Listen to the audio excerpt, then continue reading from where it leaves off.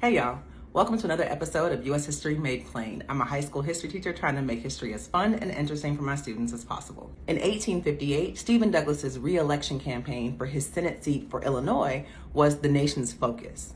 The Dred Scott decision was just announced a year prior, and so Stephen Douglas is now trying to stay in good with the Democrats, but also win some of the Republicans, respect with his popular sovereignty campaign. So his whole thing is he believes in popular sovereignty 100%. Popular sovereignty is each state gets to vote for themselves whether or not they're going to be a free state or a slave state. The Dred Scott decision went directly against that, saying that it's illegal or unconstitutional to exclude slavery anywhere in the U.S. So that means no state can vote to be free because then it excludes slavery from those who may want slavery, which is against the Constitution.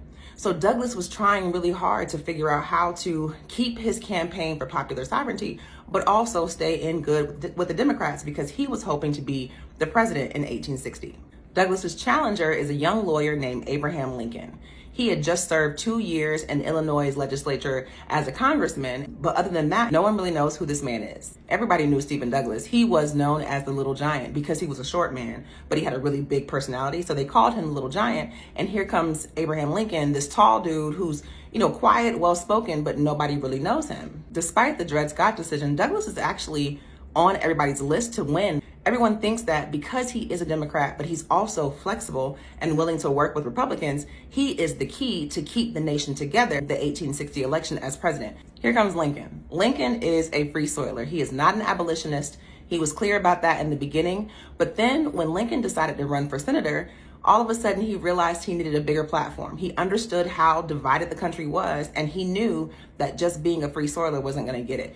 Most people were on Douglas's side, even though Douglas was having some issues at this time. They were still on his side, and so Lincoln knew he needed to go big or go home.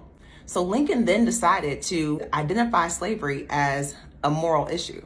He had never identified it as a moral issue before. He was always a free soiler, always wanted a white West, a free West, did not want to expand slavery into the new territories, but he never wanted to abolish slavery altogether.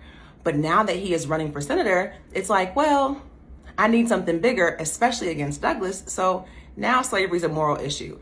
Harriet Beecher Stowe's book just came out a few years ago. Everyone in the North knows what slavery is now. So they have to make a decision to either stand by and let it happen or stand up and say no.